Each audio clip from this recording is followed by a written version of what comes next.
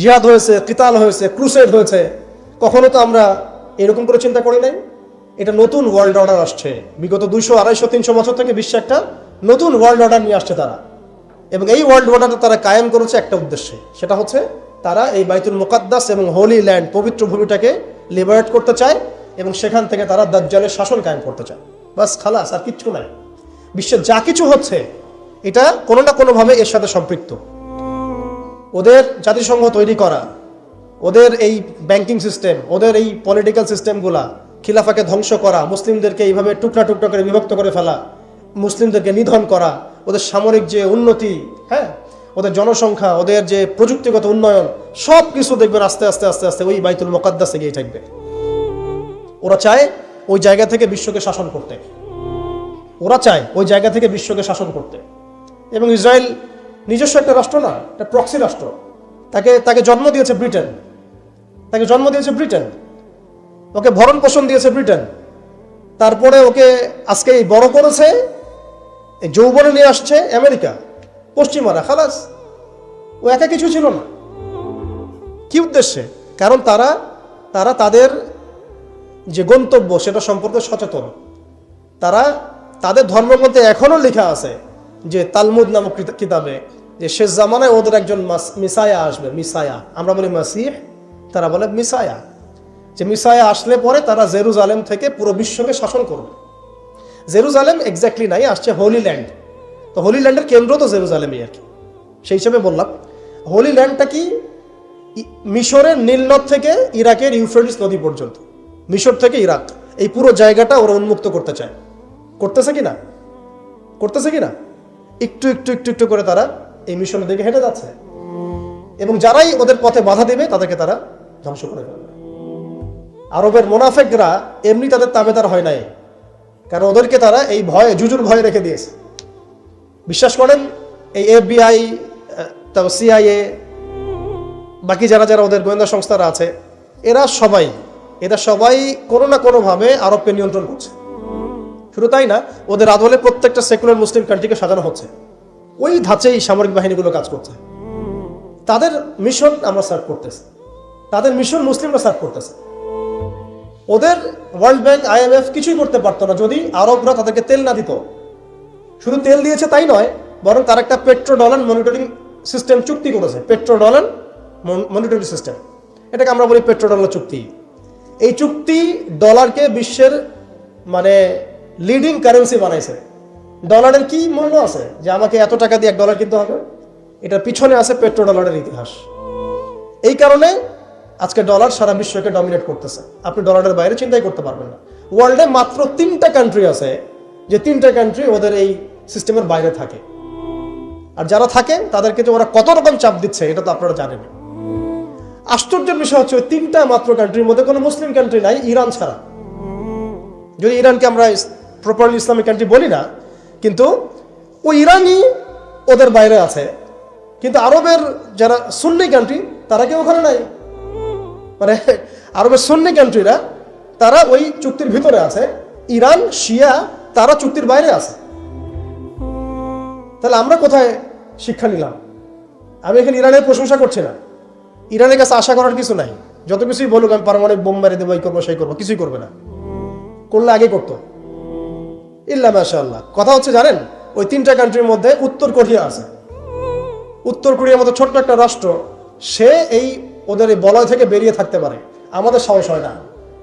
আমাদের 57টা কান্ট্রি, কোটি কোটি জনগণ, খনিজ সম্পদ, তেল, গ্যাস, আর কি নাই, জনবল, সামরিক বাহিনী, প্রযুক্তি, ম্যান পাওয়ার, সবই আছে।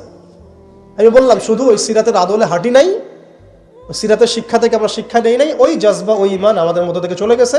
আমরা ওই স্বপ্ন দেখাই বন্ধ করে দিয়েছি যে আমরা একসময় বিশ্বকে শাসন করতাম। এই স্বপ্নটা দেখাই বন্ধ হয়ে গেছে। মানুষ তো বাঁচেই স্বপ্ন নিয়ে যে আমি এরকম ছিলাম, আমাকে ওই জায়গায় যেতে হবে। মানুষ তো বাঁচেই একটা উদ্দেশ্য নিয়ে, গন্তব্য নিয়ে। আপনার লাইফের একটা গন্তব্য আছে, আপনি এই জিনিস অ্যাচিভ করতে চান এবং আপনি সেই পথে হাঁটছেনও, পরিশ্রম করছেন। আল্লাহ চাইতে একদিন আপনি অ্যাচিভ করবেন ইনশাআল্লাহ। কিন্তু যার লাইফে কোনো গোলই নেই, তাদের কি হবে? উম্মাহ আজকে এরকম একটা অবস্থায় আসছে। আমি এখানে আমভাবে সবার কথা বলছি না। যাদের স্বপ্ন দেখার তারা ঠিকই দেখছে, যাদের কাজ করার তারা ঠিকই করছে, তারা কেউ বসে নাই। যাদের জীবন দেওয়া তারা ঠিকই দিচ্ছে, যাদের প্রতিবাদ করার তারা ঠিকই করছে, যাদের জালেমের এগেনস্টে দাঁড়ানো তারা দাঁড়াচ্ছে কিনা? সারা ওয়ার্ল্ডে যাদের এই জজবা আছে তারা ঠিকই কাজ করছে। আমি আমভাবে সবাইকে বোঝাই নাই, মেজরিটিকে বোঝাচ্ছি। তো যাদের কাজ করার তারা তো করছে, এবং যারা সফল হওয়ার তারা তো হবেই ইনশাআল্লাহ। আল্লাহ পাক যেন আমাদের প্রত্যেক বিশ্বের বিভিন্ন জায়গায় আমাদের যে ভাইয়েরা দিন প্রতিষ্ঠার জন্য কাজ করছেন সবাইকে বিজয় দান করেন। আমি এখন সময় আমাদের হাতে অল্প, আমি শেষ করবো এখান থেকে। এখানে আসেন, আমি যে কথাটা বলতে যাচ্ছিলাম যে সিরাতের আদলে নবী সাল্লাল্লাহু আলাইহি ওয়াসাল্লাম এইভাবে দাওয়াতের কাজ করার পরে সবর করে, ধৈর্য ধরে, প্রয়োজনে হিজরত করে, তারপরে আবার মদিনা রাষ্ট্র কায়েম করেছেন। তারপরে দাওয়াতের সাথে সাথে জিহাদ, কিতাল এগুলোর মধ্য দিয়ে তিনি পুরা মক্কা বিজয় করলেন, এবং মক্কা বিজয়ে এই যে ভিত্তি, এর উপর দাঁড়িয়ে পুরা আরব বিজয় হলো, এবং এই ভিত্তির উপর দাঁড়ায় 4 খলিফা 30 বছর শাসন করলেন, তাই না? তখন কি ইসলাম এরকম সংকুচিত অবস্থায় ছিল, দুর্বল অবস্থায় ছিল? মোটেই না। বরং স্পেন থেকে এদিকে চায়না পর্যন্ত, এইদিকে আফ্রিকা থেকে নিয়ে পুরো সিন্ধু পর্যন্ত এই পুরো জায়গাটা আমাদের ছিল। সুবহানাল্লাহ। চিন্তা করা যায়? চিন্তা করছেন একবার যে উমর রাদিয়াল্লাহু আনহু একটা এই খেজুরের বানানো মসজিদে বসে আছেন? ভাবা যায়? এই মাটির মধ্যে তিনি শুয়ে আছেন। রোমান সম্রাটের একজন দূত এসে দেখলো তিনি মাটিতে শুয়ে আছেন, দুপুরবেলা রেস্ট নিচ্ছেন, আর তার বাহিনী এইদিকে পৌঁছে গেছে একেবারে শাম পর্যন্ত, এদিকে পৌঁছে গেছে পারস্য পর্যন্ত। ভাবা যায় এগুলা? ওসমান রাদিয়াল্লাহু আনহুর সময় একদম সাইপ্রাস দ্বীপপুঞ্জ থেকে শুরু করে বাকি সব বিজয় হয়েছে। উমাইয়াদের সময় দেখা গেছে একদম স্পেন থেকে নিয়ে এদিকে চায়না পর্যন্ত, আর বললো আফ্রিকা থেকে নিয়ে সিন্ধু পর্যন্ত বিজয় হয়েছে। আব্বাসীয়দের সময় হয়েছে। এইভাবে প্রায় 1250 বছর আমরা ওয়ার্ল্ডকে শাসন করছি। তখন একটা মুসলিম নারীর দিকে চোখ তুলে তাকানোর জরুরত পড়তো না।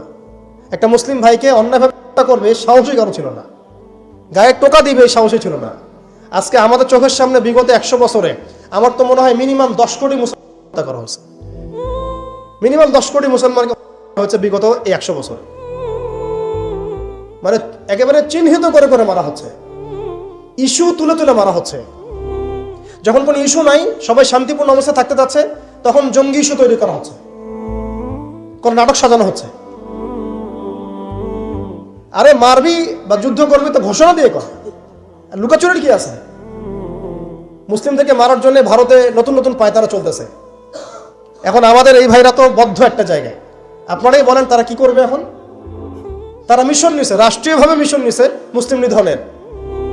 এখন এই ভাইদের কোনো রাষ্ট্র নাই, কোনো জামায়া নাই, কোনো আমির নাই, কোনো এদাদ নাই, কোনো জিহাদের কোনো মানে ওখানে অবস্থাই নাই করার মতো তাদের, তাই না?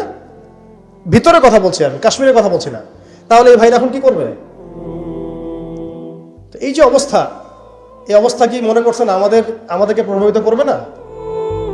অভ্যন্তরীণভাবে এখানে বাংলাদেশে আমরা বেশিরভাগ মুসলিম হলেও আমাদের আশেপাশে চতুর্দিকে ঘোরাফেরা করতেছে কুফফাররা, চতুর্দিকে ঘোরাফেরা করতেছে। আপনি কাকে বিশ্বাস করবেন?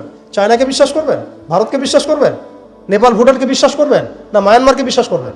আপনি যাবেন কোন দিকে? আমাদের প্রস্তুতিটা কি? আমাদের প্রিপারেশন কি? রাষ্ট্র কি প্রিপারেশন নিচ্ছে? আমার কথা হচ্ছে রাষ্ট্র নাকি যুদ্ধ করে? সবাই বলেন একটা কথা না, রাষ্ট্রের অধীনে যুদ্ধ। তো রাষ্ট্র কি প্রিপারেশন নিচ্ছে?